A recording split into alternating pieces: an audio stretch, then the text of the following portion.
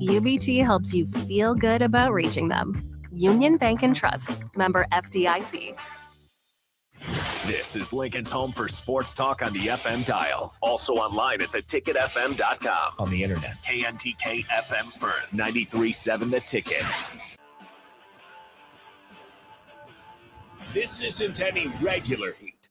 This is nuclear heat. Live from the 93.7 The Ticket studios in the heart of Lincoln, America.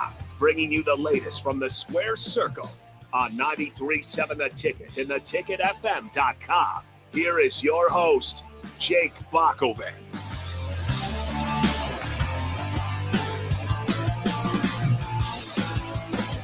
Yes, good to be back with you here on a Sunday night, ready to talk some wrestling on 93.7 The Ticket. I'm Jake Bockoven alongside Nuclear Heat contributor Augie Pena and my tag team partner in crime. I can't leave that out as well. Augie, how was the week of wrestling here for you as we coming off of SummerSlam and into some fresh new matchups that we got to see on Monday night, Raw and SmackDown? We'll get into it specifically, but how's the wrestling been? I think it's been going pretty good. They're continuing some pretty decent storylines. They're, pushing some tag teams, I think, that could be a little bit interesting on both sides of it. And hey, we got babyface John Cena back. It's in full force. That I think that's what we've all wanted, since he came back, and announced this was it. And R-Truth, R-Truth is back too. So, a lot of good stuff there. It's been a lot of fun. We got to watch Raw, live, for once in a while. So that was good, on there. And it's just a fun time. And I think they're really trying to ramp up that card for the Clash in Paris. Yeah, we'll see. Clash in Paris certainly interesting, as they are trying to make like you said, a good card for that. We'll review Raw, we'll review SmackDown, but we did not get to all the matches of SummerSlam from night 2, so we'll get to that as well here in our weekend review show. After all, that was 1 week ago, so it counts. We can still review it, and of course some big topics to discuss at the top with that involved those deals. One is as everybody knows now, Brock Lesnar is back. He came back and stormed in after Cody Rhodes defeated John Cena. Basically, used to take advantage of John Cena being babyface again and decided to be the top heel there. Interesting. All different sort of takes from this. We did not see anything from Brock Lesnar on Raw or SmackDown, so I was a little bit disappointed by that. But what did you think about the Brock Lesnar return? It was basically, it was saved for one of the prime spots of the year, the main event at SummerSlam to close it out. Brock Lesnar's music hits, and he comes out to battle John Cena. What were your thoughts on that? Initially I was like, whoa, Brock Lesnar, we kind of talked about it, said it was a possibility, but you know what? Nowadays with WWE, anything's possible. On there, I thought it was fun. It was a good little ending to it. We know John Cena does not do good against Brock Lesnar, and this is his retirement tour. So, the look on his face and everything, just it was a great ending. I can see where a lot of people maybe aren't too happy about it. I'm 50-50, but on the other side of it, it could be a great storyline, for John Cena there.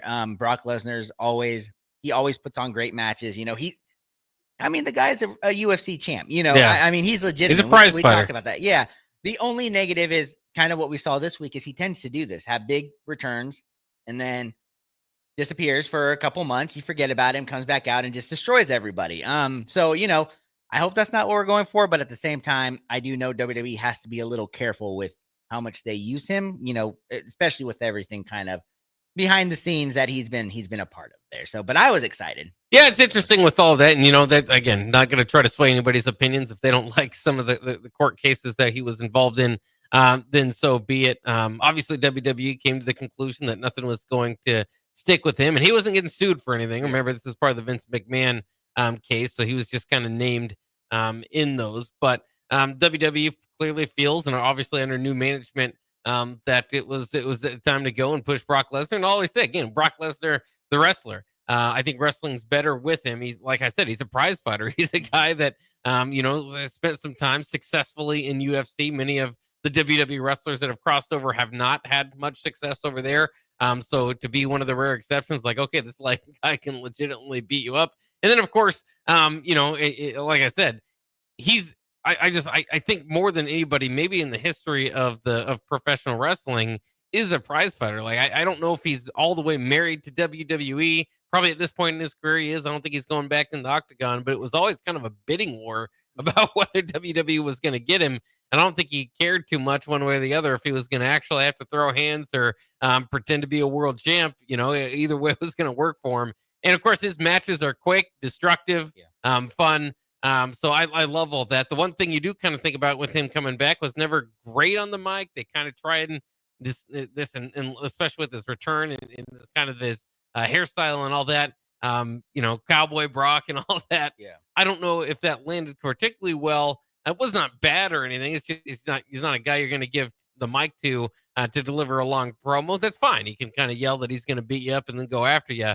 But it's interesting as Paul Heyman is obviously caught up in something else, and they've had their breakup long before. But that's always one thing to kind of keep in considering. And now Paul Heyman just has so many different kids on the roster, if you will, that he could really turn at any time, anywhere. Yeah, that'd be very interesting. And the other thing I kind of thought of the other night is you never see Brock Lesnar on SmackDown. John Cena's on SmackDown, so if he goes after that, it'd be something different there. But that was one of the first things, that came up was, man, if Brock Lesnar came back, I don't know what they're going to do with the storyline of Paul Heyman. Like you said, CM Punk, Roman Reigns, Seth Rollins, Brock Lesnar. I mean, you want to throw a match of them for the custody of Paul Heyman. I'd be all for that. I think that'd be a really fun match to do there.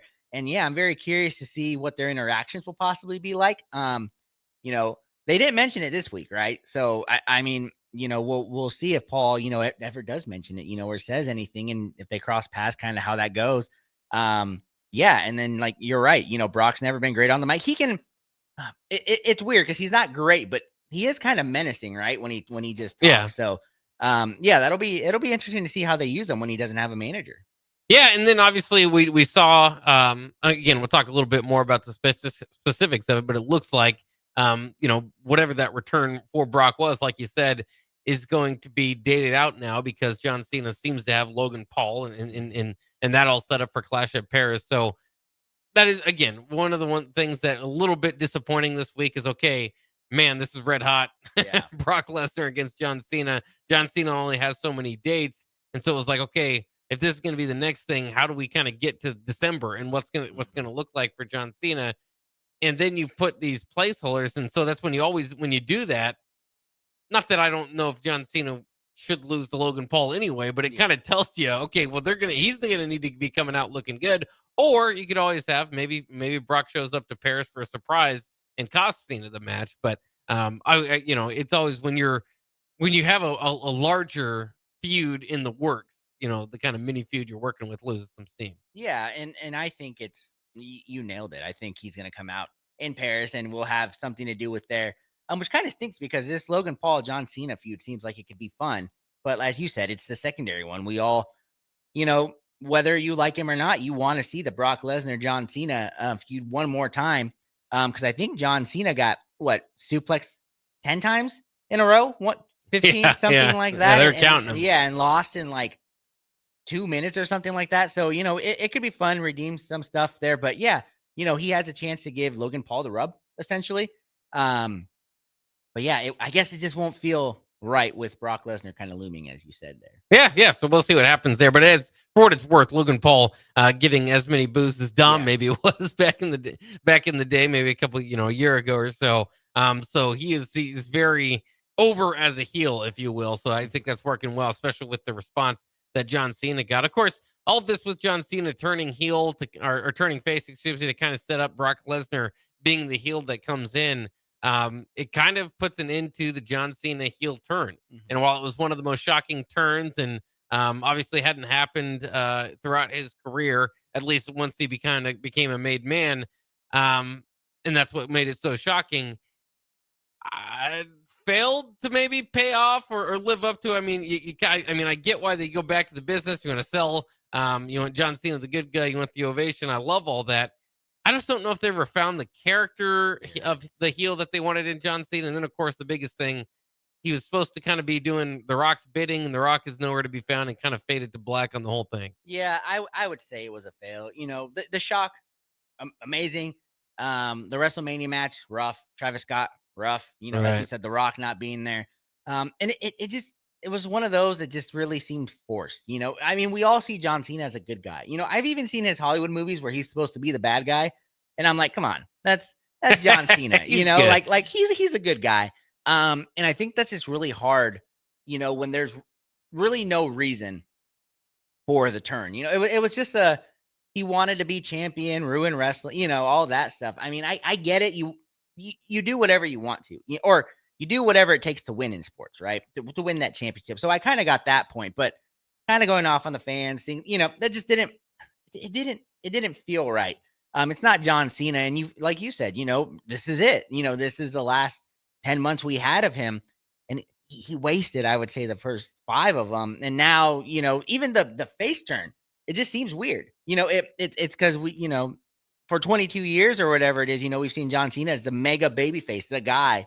And then for 5 months, he tried to ruin that, to make us believe. And now just, like that, it's back and all that. I don't know. When I was watching it on Friday, even I was like, this is going to take some time to get used to. I was happy because his music's back, he's back to, being the great guy, but I don't know. It just, it was fail. But now the babyface turn feels weird. I don't know if you feel that way. Well, yeah, I mean, I just didn't like how they arrived there. It was like Cody just came out and asked him, and he's like, "Oh yeah, I guess I won't be bad anymore. I'll be a good guy."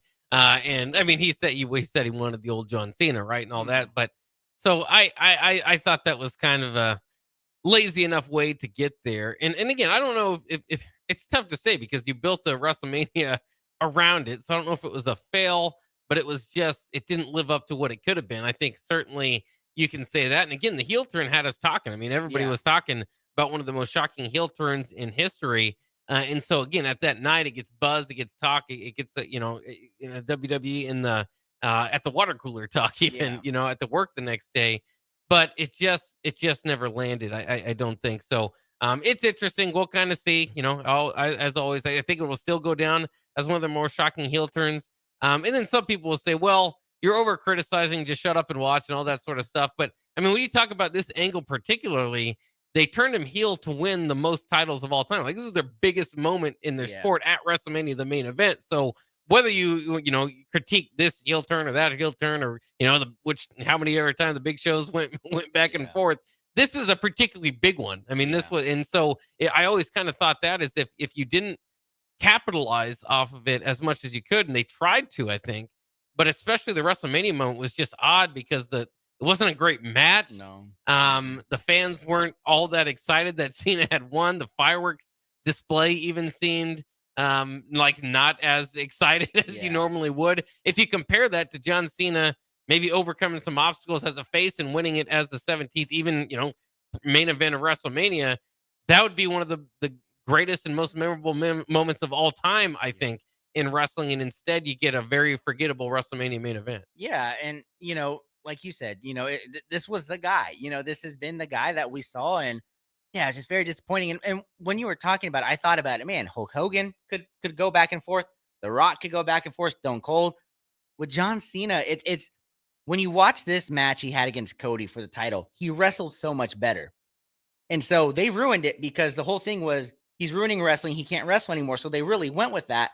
And that made his matches, like while you're still watching him, made his matches boring too, because it was the same old, same old. I think every match ended with him hitting somebody with the title. And he just looked old and gassed. And then when he's a babyface, you see it. I thought that was a really fun match. That was John Cena. That was, yes, over the top, but there was more energy to it. And it just, I don't want to say this because I think it's fun watching him being an actor in Hollywood, but I think it also shows his acting chops just maybe aren't cut out to be, like I said, when he's a bad guy, the bad just guy. Not cut out to be the bad guy because ultimately he's a really good guy, we know about the Make-A-Wish, John. You can't change our fortunes. You're the guy that's granted the most Make-A-Wishes in the history of Make-A-Wish. Yeah. Come on, man. We can't see you like that. And I will say though, for everything and everything, that kid he made fun in Brussels, the memes, the face, everything like that, I guess it was worth it for that, right? Well, again, this was in the show later. It's kind of interesting. R-Truth, of course, was almost cut. Basically, the crowd brought him back to WWE. And now John Cena's back to his character, and backstage it looked like R-Truth was back to his character. They cut the short-lived Ron Killings, cut the hair, be a different guy, it looks like, because R-Truth is back to being goofy.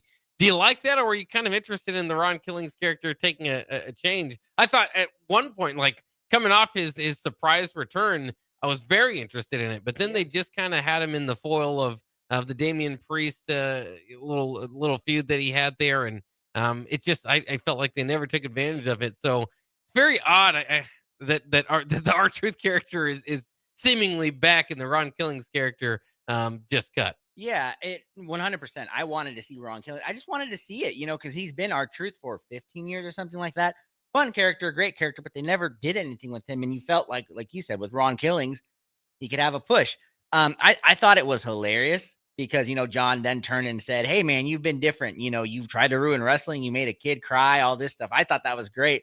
And then it popped in my head, like, John's kind of on a mission to now end his retirement on a great role, right?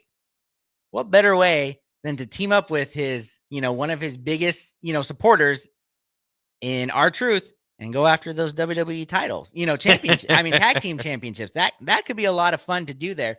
And as long as they use R-Truth and bring him in, have him in matches, I think that's fine. But yeah, I think they really missed out on the Ron Killings because there was a lot of momentum with that. Yeah. And remember, again, this was part of like the fans wanting him back. Yep. So it's one of those things where, okay, we found some spots for him, but they didn't really have a plan for him. So it was kind of like their plan was to let him go and let it be. Yep. And so they tried to kind of take advantage of the momentum, put him in, a little bit here and there, but they never really had a solidified plan for what that was going to be. So the intrigue was enough, but they just never got to it. So I was a little bit disappointed by that. But R-Truth, I mean, that's because somewhat's been plaguing him the whole time is he's so good at the comedy character because he can really go in ring, especially for his age. His athleticism is still amazing, but he's so good at the comedy character that's kind of just where he's kind of found his spot in WWE. One other news and storyline that I wanted to get to before we get into, again, a little bit of review from SummerSlam was that it appears Scarlett and Karrion Kross no longer with WWE. Scarlett even posting to social media saying thank you to all that. Karrion Kross has done some interviews that don't always put WWE in the best light. He has tried to make sure that it's known that sometimes he's doing that as the character. Yeah. Right. So there is that as well. And of course, if you're a Karrion Kross fan, which I don't know if either of us ever got to the fan level, but we were certainly sympathizers because at some point we thought that, the poor character needed a push and never necessarily got one, or at least an important enough victory to kind of propel him to that next level. But in any case, they are done with him. And that's, can be for now. Might return here at some point. Wrestlers often do. So it's sometimes it's not goodbye. It's see you later, but who knows for sure. But you just talk about a guy that, again, at the NXT level was all the talk in the world and just never, I don't think, found his footing, and a lot of it, I think, due to booking and character design and all that at WWE. And then you talk about the interest of it too, is because I always find it interesting that guys get cut right after you just used them, right? And you think usually, well, if you're using someone, then you have a use for them, right? Mm-hmm. But a lot of time it's okay. You got to take it from the business side. On the other end is, hey, this contract's coming up. Let's get everything we can. But I think usually when you do that, I always think if a contract's running up to me, I almost like write their character off, make it a big deal. Which they've done in the past. Didn't necessarily do it this way. He got one more chance at Sami Zayn there at SummerSlam, and once again, the whole movement was for Sami Zayn to come over, to not use the lead pipe and go ahead and win the good guy way. And so Karrion Kross leaves the company having said the time was ticking on everybody, but never was able to really get that time clock to go all the way and win a feud. And if he did, it must have been few and far between. Yeah. And little did he know it was clicking on himself, and his wife. And we talked about it. He was starting to do something that they just wouldn't give him wins. They just wouldn't put him over. And they were having him do backstage, side segments, all that stuff. He was behind everybody, kind of becoming this great mastermind, and just did nothing. That he went up against Sammy Hogan. I'm going to say it again, especially after Friday. He went after Sammy Hogan. And now I hope, they can land on their feet. Hey, maybe go to AEW, make, some good money, do something. And like you said, come back in 3 to 4 years, because they had an interesting concept, with everything. His character, just he lost every match, you said. I mean, I could probably, in the 3-4 years he's been here, been back, because I think he got cut and then they got brought back.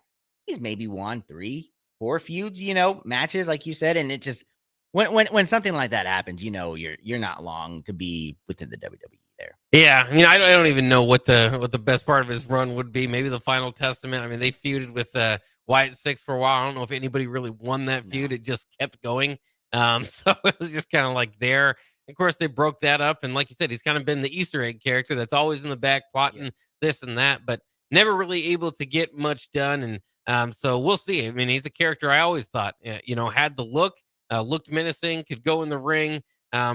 Interesting enough, kind of side character with his wife Scarlett in there. But they just never really booked him all that well. But some screen time's better than none, right? Yeah. And even his time in WWE, if he never does return, he'll be able to use that in namesake for the Indies for years to come. So that'll be good. All right, before we get into Raw and SmackDown again, we did not get I think we got up to SummerSlam night 2.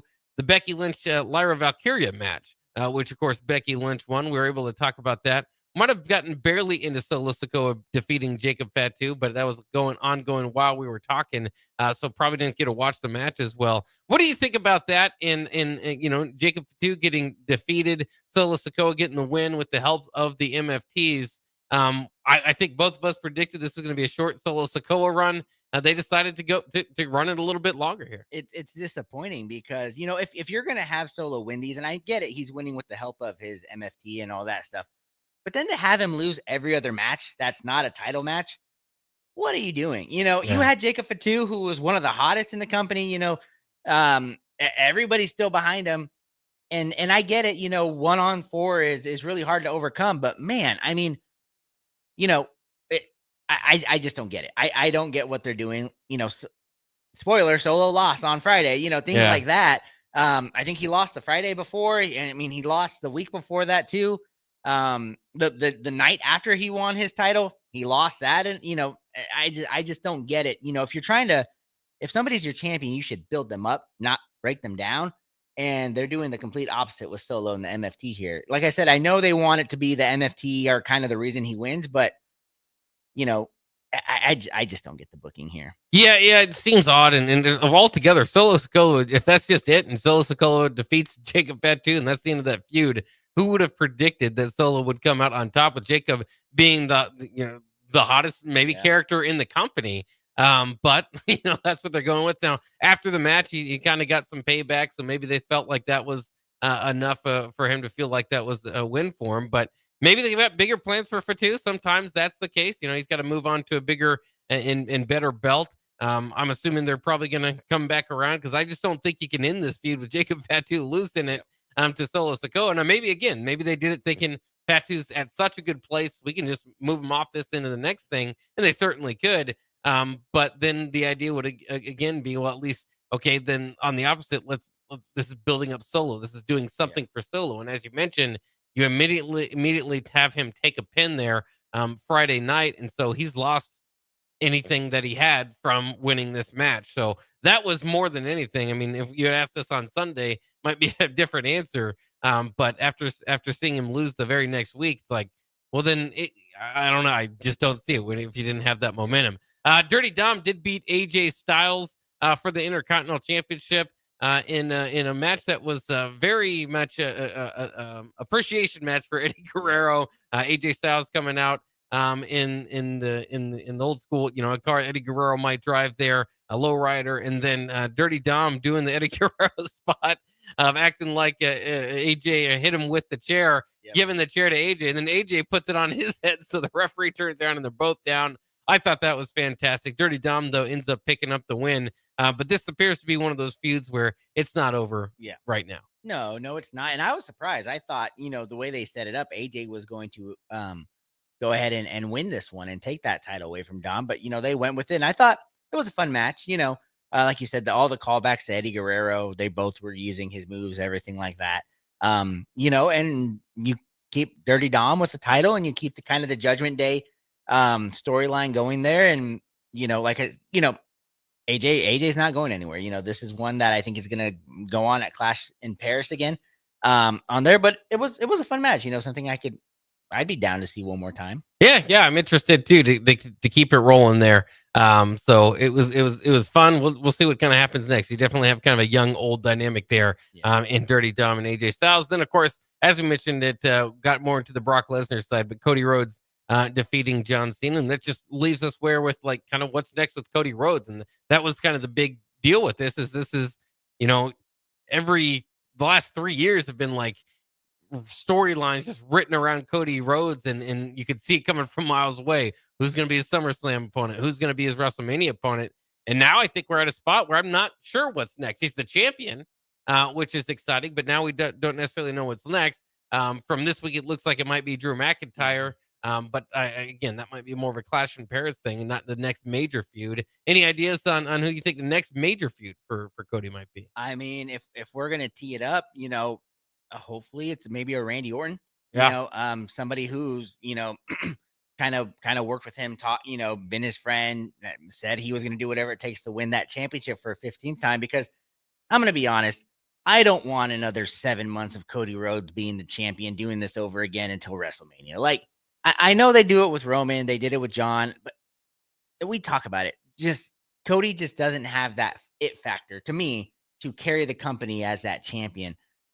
So, after this whole Drew McIntyre thing, which, like you said, it appears will be Clash in Paris, which I think Drew McIntyre's been in a title feud for now 3 straight Clash in Parises. He seems to be their Clash in Paris guy, yeah. And he loses all of them. Yeah. So, not a great spot there. But yeah, I would hope it'd be Randy Orton because we know Kevin Owens can't come back for a while. I really don't know after that. Yeah. I think they've had that Randy Orton one sitting in their back pocket. So maybe that's what they get to. Maybe that could be actually the WrestleMania match you arrive on at some point, because we'll have to wait and see. I mean, the other obvious idea might be, The Rock or run back Roman Reigns around 3. But I'm with you. I think that Randy Orton one would be the most interesting to keep this story rolling. All right, let's take a quick break. When we come back, we will jump into Raw and SmackDown from this week. Don't go anywhere. This is Nuclear Heat on 93.7 The Ticket. With UBT, you've got total control over your money. Like Doug, who runs his game day tailgate like a well-oiled machine. I got burgers, brats, chicken, dogs, plus all the fixins. And with the UBT Go app, I can track my food spending from anywhere. Pro move. They don't call me Grill Sergeant for nothing. No matter your goals, UBT helps you feel good about reaching them. Union Bank and Trust. Member FDIC. At Valentino's, we're on a mission for tradition. On every slice, for every bite. Golden baked crust, cooked to perfection every time. Savory sweet sauce that's made from our own secret recipe. Loaded with the perfect amount of fresh toppings and melty mozzarella cheese. It's the tradition that Nebraskans have come to love. From game day to every day. Valentino's. Taste the tradition. Wall to Wall Wine and Spirits is your place in North Lincoln to go for all your needs in wine, spirits, and beer. They also have a large variety of cigars in their walk-in humidor, and they have a top-notch walk-in temperature-controlled high-end wine room. Plus, you can enjoy free samples from their tasting bar. There's only one place to go for all your needs for spirits and cigars. That's Wall to Wall Wine and Spirits on North 27th Street in Lincoln.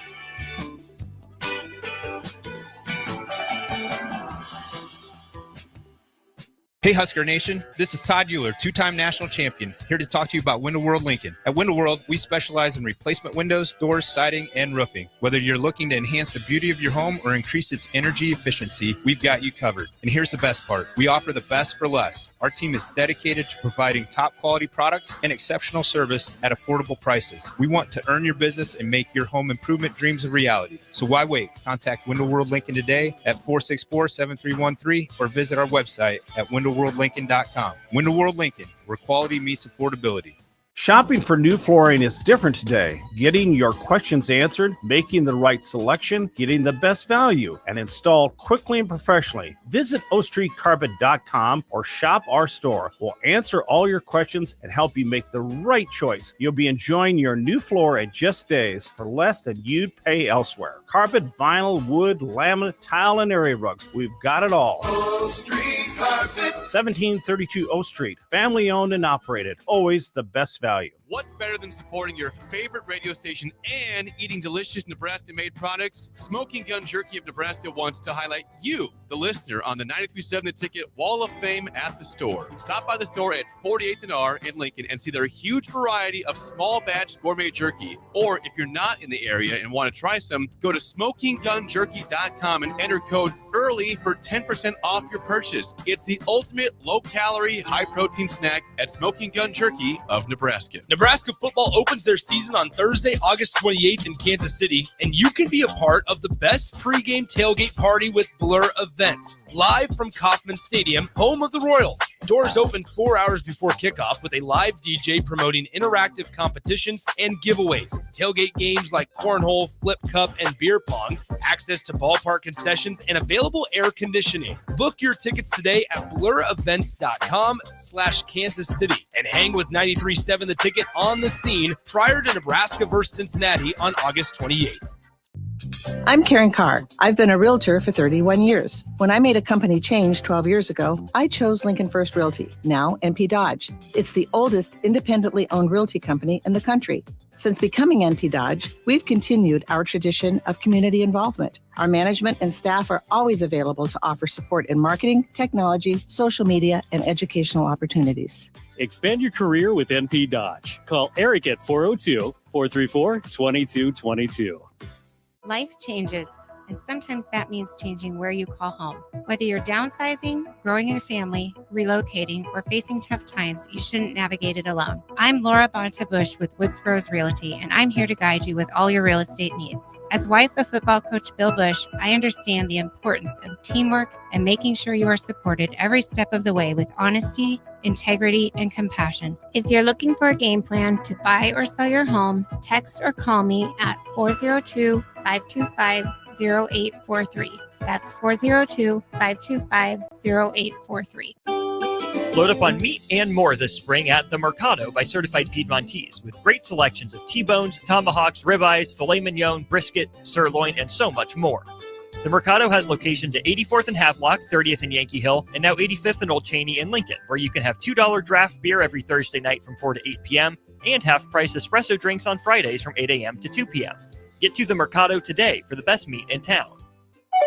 Back to Nuclear Heat with your host, Jake Bockoven, on 93.7 The Ticket and theticketfm.com. We're back here on 93.7 The Ticket. This is Nuclear Heat, our WWE Week in Review show that we do every week at this time at 9 o'clock. I'm Jake Bockoven. He's my tag team partner, Augie Pena, as well as our Nuclear Heat contributor. So let's talk about Monday Night Raw. We spent much of the opening to the show talking about Brock Lesnar and John Cena's face turn. Karrion Kross no longer with the company. Let's get into the specifics from this week. Rollins opened up. It was a good way for WWE to open up Monday Night Raw. Of course, Rollins coming off his cash in on CM Punk. The only thing that I would say hurt this a little bit is CM Punk was not mentioned a whole lot or really much of a part of this opening. And of course, that's what everybody seemed to be tuning in to wait and see. It was the LA Knight who interrupted Rollins and requested a title shot. Rollins said it wasn't going to happen, but Adam Pearce was feeling a certain way on Monday, and so he was granting a lot of title shots there. Specifically this one, which he set up for the main event. He barred Reed and Breaker from ringside banned them. So that was kind of an interesting start to it. At least got us an interesting main event for the evening. But even again, we always go back to you, our kind of resident LA Knight fan. Any modicum of hope here, even for another title shot for LA Knight? As soon as I saw him go out, I was like, don't. I was like, this is Seth's first guy he's gonna defend against. I was like, there's no way LA Knight is winning this. And he's in title shot after title shot. That's got to be something, right? Like, yeah, everybody's gonna forget about him. He's gonna be, the bottom of the totem pole, and he's gonna win Money in the Bank, win the champion. It's gonna happen.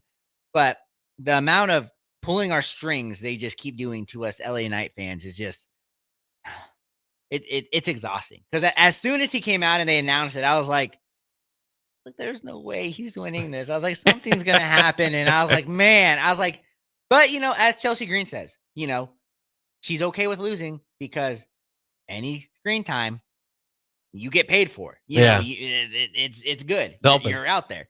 But this is his fifth title shot this year. He's 0-5, hasn't won anything.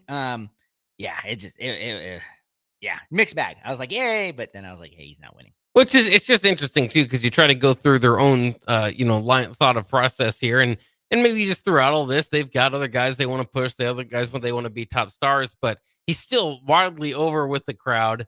And so maybe they feel like you can just kind of keep riding that. I think, and I don't think it's a bad way to go about it. Usually I would say strike while the iron's hot, which they've missed now by about 2 years. But at the same time, it can make that push through moment even more spectacular. So hopefully he does kind of break through, and at some point, maybe him versus Sami Zayn for a title spot would be very interesting. Both of them have been chasing it for a while. It's not quite written to LA Knight's story like it is for Sami right now, but pretty soon it's going to have to be, because he is coming up short in a lot of these, and we'll talk a little bit about later if he's going to be still involved in all this, because by the time we can get into the main event, let's go ahead and do it now while we're talking about it. We'll fast forward to the main event with all these guys still involved. LA Knight against Seth Rollins. Good enough match. Kind of got to the point that Seth Rollins was frustrated, so he was pulling back some of the protection there, laid on the concrete, and was about to stomp LA Knight. That's when we did see CM Punk arrive at the end of the show. So CM Punk was so mad about Saturday night, again, we're going to have to remember about Saturday night one, that he waited until about 10 minutes before the show was over to kind of get his revenge.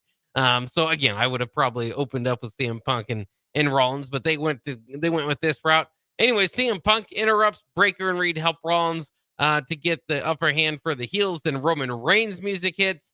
He attempts to make to get the upper hand, and does, but ultimately the heels do get the upper hand once again before the end of the show, and they get a stomp on Roman Reigns and 3 tsunamis.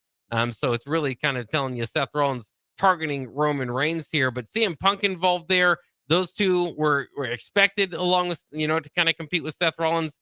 LA Knight kind of laying in the ring there. Is he going to be part of this? Would you like to see a 4-way, or do you want him to kind of fade out of this thing? Or there's just so many different ways you can go with it, because Seth Rollins against CM Punk or Roman Reigns could be saved for a later date, for a major show. But obviously, you're just throwing Seth Rollins and LA Knight to an episode of Raw. They probably aren't going to, completely highlight that one moving forward. Yeah, I want him to be part of major storylines, but if he's a part of this in a fatal 4-way, he's going to be the guy taking the pin, and that's not what you want.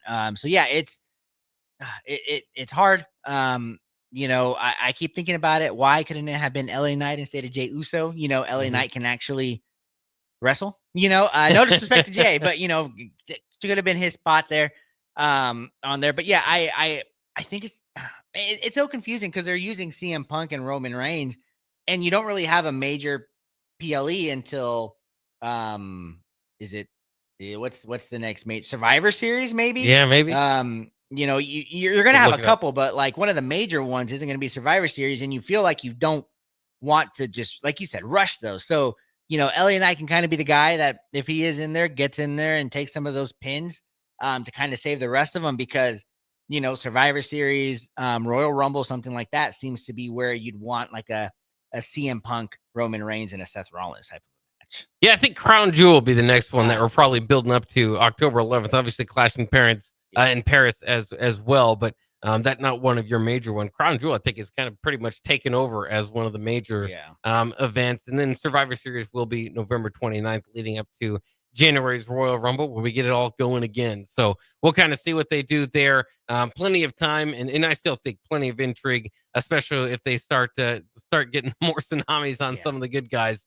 I think that's an interesting way to get this going. Obviously, with Breaker, he's got the spear, Reed's got the tsunamis, and Seth has the stomp. So, I mean, this team can be very devastating. All right, let's move on here. Rusev and Sheamus, round 3. This one, hopefully, both of them were timed out.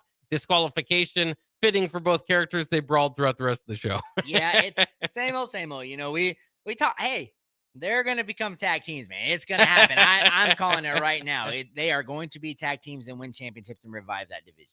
Yeah, in the meantime, they can keep throwing those two at each other. Oh, yeah. This is one of those, 7-round matches we've talked about over the years. I think this one might go 7. Yeah. And I don't mind it as of yet. I think they're keeping it entertaining and exciting. And every time they go out there, obviously, each still has 1-1. Now you time it out. You still want to see who ultimately is going to win that feud.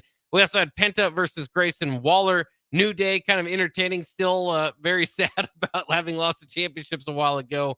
Interesting to see where the New Day are, but at least they're kind of trying new things. Ultimately, Penta did hit the Mexican Destroyer for the win, then hits New Day with Xavier Woods' giant hat that he had on. So I thought this was just very entertaining, good throwback professional wrestling. Penta's character obviously falls into that as well, and good to see Penta get a win.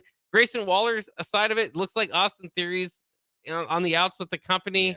And it's I don't know. I don't know if they're going to find a spot for him. This kind of half New Day type of thing, when New Day doesn't really have much going, it's something. But I mean, like I said, it's screen time. But I don't know if it's connecting yet. Yeah, I don't know either. It doesn't seem to not looking good for Grayson Waller. Like you said, Austin Theory, we're surprised to hear might be going, on his way out of the company there.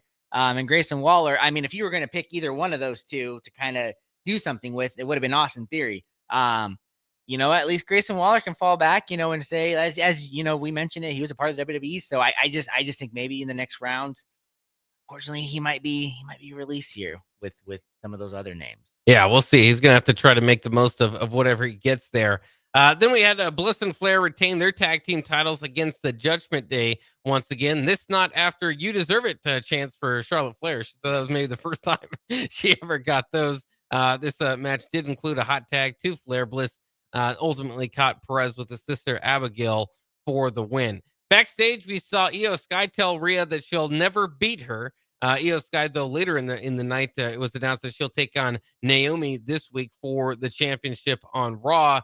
We also saw Lyra tell Bayley she needs to escape the Bayley vortex. So probably not going to. Probably going to be Bayley and Lyra Valkyria coming up. I think both those feuds can continue. I mean, you've got some more work to do there. I know you keep calling Rhea Super Rhea, and you kind of go back to how she always wins everything.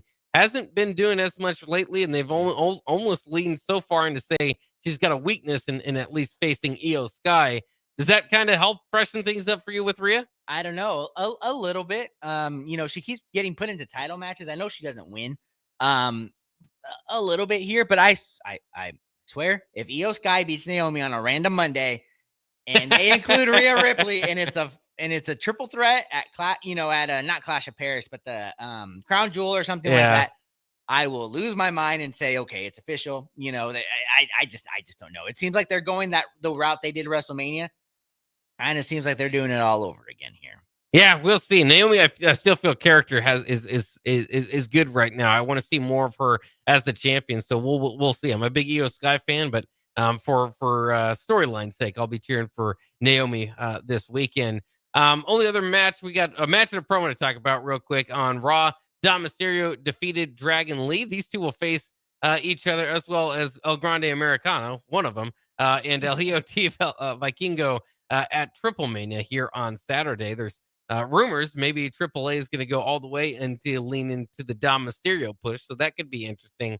But 3 El Grande Americanos got involved in this match to cost Dragon Lee the win. Dom wins. AJ Styles clears Dom of the ring after the match. Is El Grande Americano entertaining to you, or have they kind of lost it now? I mean, they're kind of doing a little bit too much when it was a Chad Gable character, and then Ludwig Kaiser, I thought, but now isn't it a different guy every week? Yeah. So that kind of makes it a little bit more, because who was the original one, right? Like, I don't know, maybe a little bit. I've lost a little bit of interest, but it's still a little bit entertaining. Yeah. Still, I mean, it's not there to be taken too seriously. So I think that's entertaining. We'll see what they do with that. And then the promo everybody was talking about all week, Becky Lynch and Nikki Bella.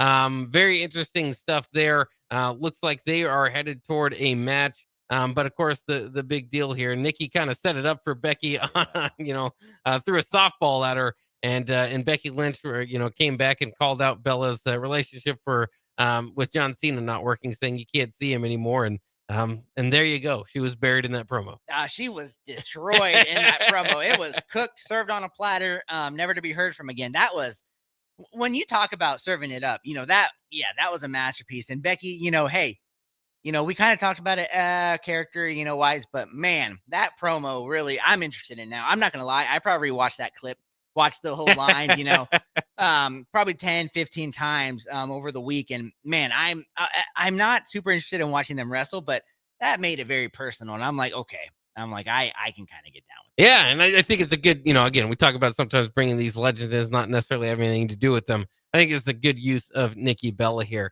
Let's take a quick break. When we come back, we will talk about SmackDown here on Nuclear Heat on 93.7 The Ticket. There are great Mexican restaurants all over town, but there is one that is especially worth the drive from any part of town. Tacos Los Hermanos at 70th and Havelock. Cool off this summer with a delicious horchata or other special drinks, and grab one of their famous taco boxes for a group of friends or coworkers to enjoy, full of birria tacos and many other options. Don't forget their great desserts like tres leches, flan, and cheesecake. Get to Tacos Los Hermanos for lunch or dinner today at 70th and Havelock in Lincoln. Grandma and Grandpa, Mom and Dad, then the kids, and now the grandkids. Judson Irrigation has provided lawn sprinkler system design, installation, repair, and service to 4 generations. They're just like members of the family. Loyalty, trust, service. It's what you deserve and expect from Judson Irrigation.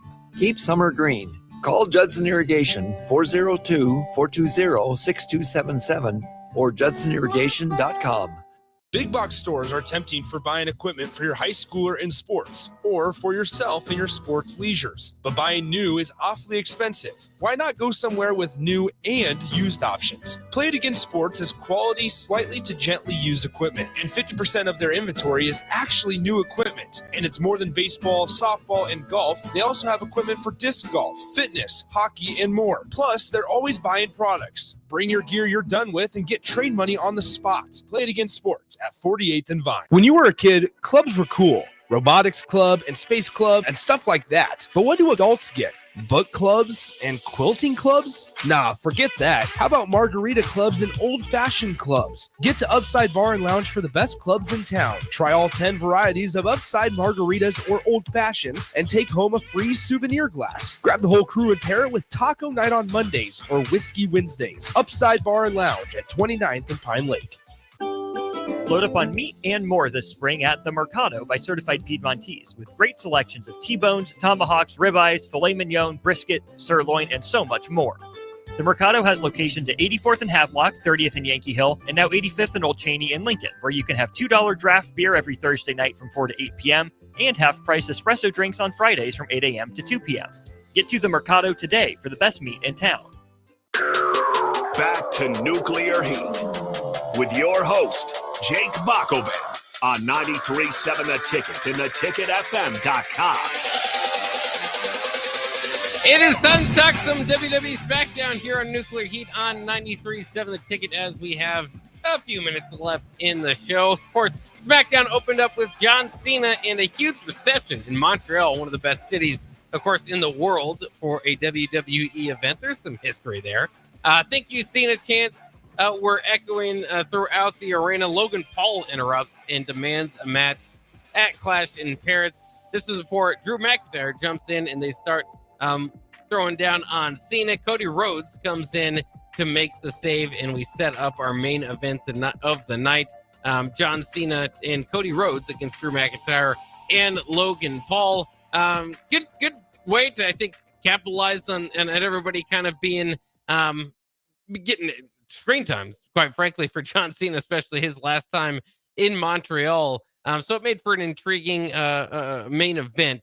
Although I don't know if they paid it off as well, which we'll get to a little bit later. But did the opening make you think, hey, I'm going to stick around for this show? Yeah, it did. I was excited. It was another show full of John Cena, Yeah. essentially, and you're always for that because we only got 4 months left of it. So yeah, I was intrigued, and same old, back to business with John Cena. So that was always nice to see. Yeah, we talked much about Cena. That's why we're not going too much deep on it. Again, earlier in the show. The second match that we had was the MFTs, JC Mateo and Tala Tonga against the Motor City Machine Guns. Of course, Motor City Machine Guns coming off a pretty epic tables, ladders, and chairs match there at SummerSlam. But this was really about highlighting the MFTs and specifically making Tala and Tonga look good, which we did get ultimately as Tonga got the choke slam for the win. Tala Tonga is certainly, again, one of the most intriguing characters, I think, on the roster to kind of see if he can feel his way. I still feel like JC Mateo is just to add a weird added addition that has speaking of finding a way, just hasn't really fit in. But they're trying with this pair here, and Solo Sikoa even said he hopes he expects them to be tag team champions at some point. I just can't get behind that either. It's just so weird. I'm sorry. This is one of those guys. I'm like, it just doesn't. He doesn't fit. He just doesn't fit in there. And Tonga, the tall, I mean, he has the looks of it, and everything there. So that could be great. But yeah, it's not working for me there. I'm sorry. Yeah, it's interesting too because it's Tala Tonga, and even we get confused by enough of the names Tonga Loa, Tala Tonga, Tama Tonga, that Tama Tonga's name was thrown out a lot by the announcers, and I of everybody, I love Tama Tonga. I think he's kind of exciting. He got injured, and so has been out recently, but I thought that was kind of interesting too. Is even the announcers are getting confused about who the MFTs are. But anyways, Solo Sikoa basically said there's nobody out there for to kind of challenge him. Sami Zayn ultimately does go out there. I think this was a matchup set up by the general manager, and he got as big, if not a bigger, reaction there in his hometown of Montreal than even than John Cena did. So that was kind of exciting. Of course, this is a matchup of former OG Bloodline members, and the MFTs tried to get involved, but ultimately Sami avoided them, rolled up Solo for the win. And we kind of talked about it earlier on Solo's side of it. But for Sami Zayn, I guess you just keep the momentum rolling. You keep reminding people why you put Sami in these opportunities to win a championship or to get close to it. And again, I at least like them capitalizing on the hometown hero. Yeah, but like we talked about that on the flip side, you got your US Tough for champ Solo, just losing like that. I get it. As soon as I heard Sami's music come out, I was like, they're doing this. The hometown thing. He's gonna win. I was like, this is here we go. He's probably gonna go after this US title. Might win it. I don't know. I don't even know what they're doing. They give Sami every title, have him be the underdog on there. So it was entertaining, but I was like, kind of the same old. Can they do that for Sami now, do you think? I mean, he's been so heavily on the world title. He's had the kind of secondary titles before in his career. If you think that they could even go back to the U.S. title at this point as him as a challenger? I wouldn't, but I wouldn't give him a world title either. That's just right, me, right. On that. But, if you're going to pay something off, I think it'd probably be with the U.S. title here. Then as we have the traveling champions, the women's tag team champions, Charlotte Flair and Alexa Bliss are allowed to go on both shows. And so they did here. Charlotte even gifted a doll, I suppose, a Charlie doll to go along with Lily.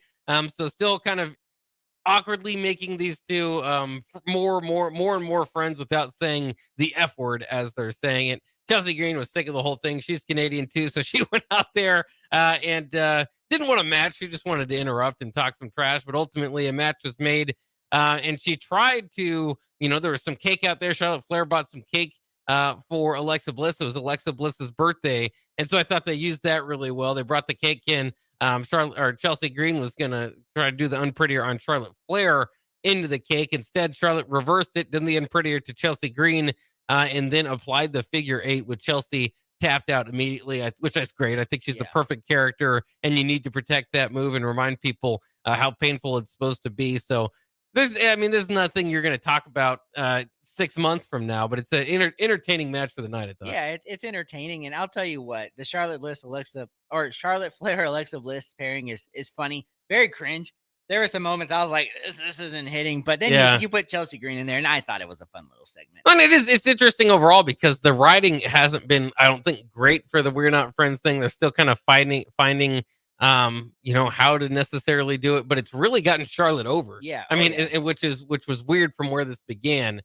So again, it might not be perfect, but it's working. So we'll kind of see what they do with that moving forward. Then we mentioned Logan and Drew McIntyre against John Cena and Cody Rhodes for the match. The match itself, not all that important because it ended up in a DQ when Logan hit a low blow on Cena. Him and Cena then went all the way to the backstage action, brawling each other. It's kind of funny. Sometimes the camera follows them, sometimes they don't. This time just to write them off. It's like, well, I guess they didn't pay that cameraman to go into the back. But in any case, so they're just kind of fighting off, and that's kind of matched up. And then McIntyre hits Rhodes with the WWE title, then claymores Rhodes through the announcer's table, the side of it, which looked rather gruesome, seemingly setting up McIntyre to kind of go at odds here with Cody Rhodes. Again, they brought McIntyre. This isn't the way I would have brought McIntyre back to begin with, to go after Jelly Roll. I think him and the Paul pairing is somewhat, working enough, kind of as two, hateable guys. But I just don't know. I mean, I'm not really ready to believe that McIntyre could win this feud, and I would rather wait a little bit because he loses so many of these championship feuds.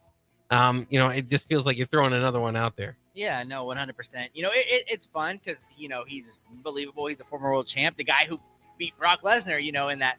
But yeah, no, he's just going to be a throwaway opponent, for Cody, because Cody's not going to lose, for a couple months. We talked about it, and just kind of have that there is a little disappointing. Yeah, and I'm not going to lie. I think Clash in Paris, this week was fun. I like the new matchups, and I like to kind of see what you do there. Clash in Paris does not feel like a priority at this point. It feels like a lot of feuds that, while new, are rather predictable. So they're gonna have to do a little bit of work, in my mind, to really make that card and make it a little bit better. But we'll talk more about it next week here on Nuclear Heat on 93.7 The Ticket. We'll talk to you at the station at early break, bright and early in the morning.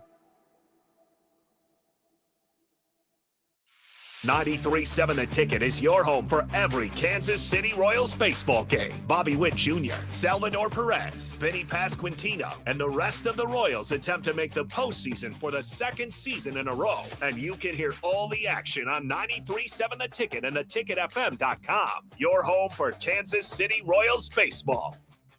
Empower a child today with the Teammates Mentoring Program. Hope is only a conversation away when you choose to share your talent, time, and heart with a child. Together, you can build a relationship based on strengths and chart a brighter future, 1 week at a time. Find out how you can be a mentor by visiting LincolnTeammates.org. Become what you needed as a kid by joining the Teammates Mentoring Program today. Rain, snow, or shine, John Henry's is here to keep your home's plumbing systems working properly no matter what kind of weather Nebraska throws at us. From unclogging toilets and drains to installing new water heaters and water treatment systems, John Henry's is your plumbing expert in the Lincoln and Omaha communities.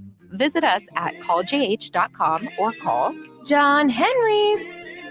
435-5555, John Henry's Plumbing.